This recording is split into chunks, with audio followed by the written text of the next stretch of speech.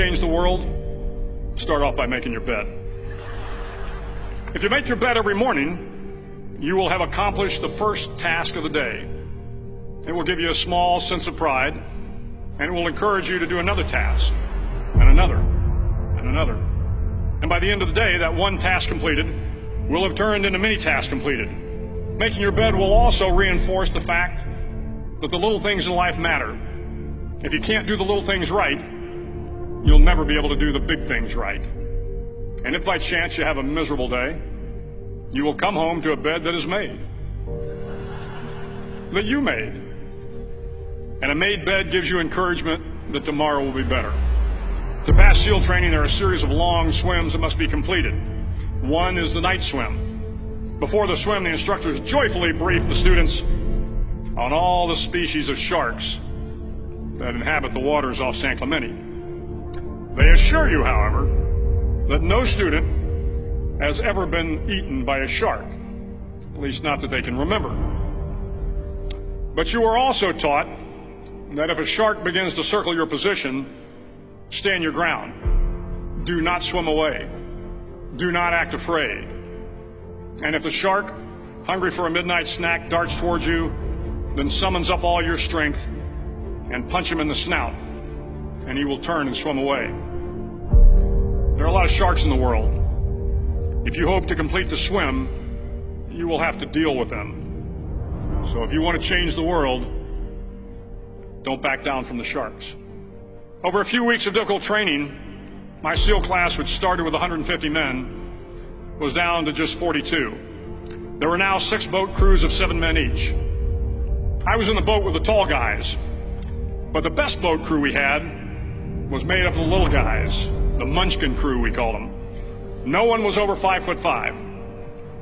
The Munchkin boat crew had 1 American Indian, 1 African American, 1 Polish American, 1 Greek American, 1 Italian American, and 2 tough kids from the Midwest. They out-paddled, outran, and outswam all the other boat crews. The big men in the other boat crews would always make good-natured fun of the tiny little flippers the Munchkins put on their tiny little feet prior to every swim. But somehow these little guys from every corner of the nation and the world always had the last laugh, swimming faster than everyone and reaching the shore long before the rest of us. SEAL training was a great equalizer. Nothing mattered but your will to succeed, not your color, not your ethnic background, not your education, not your social status. If you want to change the world, measure a person by the size of their heart, not by the size of their flippers. The 9th week of training is referred to as Hell Week. It is 6 days of no sleep, constant physical and mental harassment, and 1 special day at the Mud Flats. The Mud Flats are an area between San Diego and Tijuana where the water runs off and creates the Tijuana Sloughs, a swampy patch of terrain where the mud will engulf you. It is on Wednesday of Hell Week that you paddle down to the Mud Flats and spend the next 15 hours trying to survive the freezing cold, the howling wind, and the incessant pressure to quit from the instructors. As the sun began to set that Wednesday evening, my training class, having committed some egregious infraction of the rules, was ordered into the mud.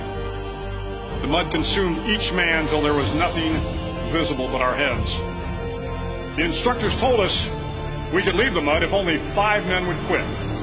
Only 5 men, just 5 men, and we could get out of the oppressive cold. Looking around the mud flat, it was apparent that some students were about to give up. It was still over 8 hours till the sun came up. 8 more hours of bone-chilling cold. The chattering teeth and the shivering moans of the trainees were so loud, it was hard to hear anything. And then one voice began to echo through the night. One voice raised in song. The song was terribly out of tune, but sung with great enthusiasm. One voice became 2, and 2 became 3, and before long, everyone in the class was singing. The instructors threatened us with more time in the mud if we kept up the singing, but the singing persisted, and somehow the mud seemed a little warmer, and the wind a little tamer, and the dawn not so far away. If I have learned anything in my time traveling the world, it is the power of hope. The power of one person, a Washington, a Lincoln, King, Mandela, and even a young girl from Pakistan, Malala. One person can change the world by giving people hope.